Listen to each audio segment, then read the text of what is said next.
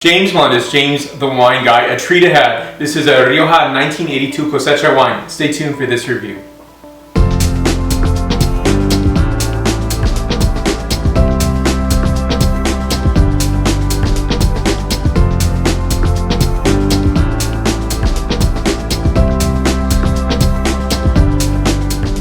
So I got this bottle and I thought, why somebody give me a 1982 bottle? Maybe they really didn't like it. It was a terrible wine, but instead it actually ended up being an absolutely beautiful wine.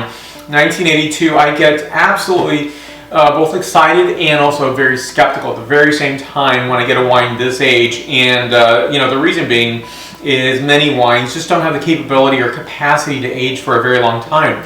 And when I saw this one, I think, Rioja depends on, stylization, the year, of course, and other varieties. That is, this is not a crianza wine. This is not a Reserva, Grande Reserva wine. This is just a cosecha, meaning it doesn't fit the classification system, and therefore, if it doesn't, it can only be called a cosecha. That is a vintage wine. And so here's a front panel, Finca La Pica. I've never heard of this winery before, this bodega, and so it's nice to have it though, because I think it helps to I think remove some of the skepticism that I might have. Back panel for inspection here. And a very old-timey label on the back here, certification Rioja Cosecha 1982. And for me, I think oftentimes when I get a wine of, say, a particular age like this, I'm like, it's novel, right? What was I doing in '82?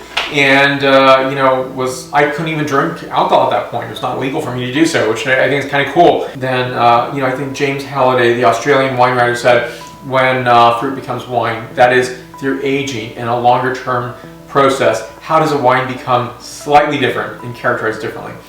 Next, the scent characterization. So on this I'm getting, it's a red cherry, bit of Tayberry bay leaf tea is really prominent in this as well, and freshly ground cardamom. Next, the flavor characterization, and I'll repeat the point score once again. This is not a 2014 Cosecha. Very, very different. It's the fruit is I would say rustic, and I like that quality of this wine.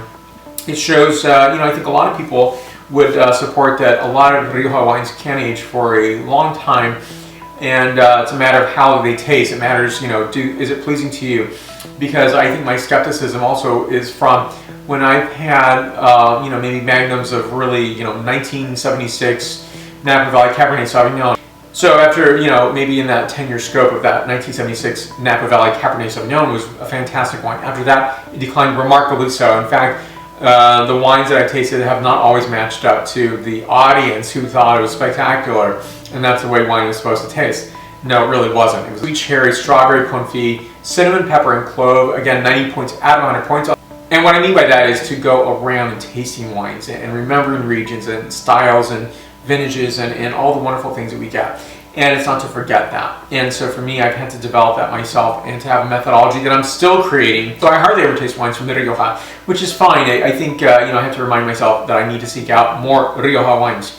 And I have visited. It's a wonderful place to visit. Great food and wine experience as well. So questions or comments, list them down below. The like button's down below. And have you had an old, please list if you have any old Rioja wines. I'd love to know, and which ones were they. So let's stay connected. I'm on a variety of social medias, Facebook, Twitter, Google+, Pinterest, LinkedIn, as well as Instagram and WordPress. And subscribe right here so we can always stay in touch as well. Thank you again for watching today. Stay tuned for more. Salut!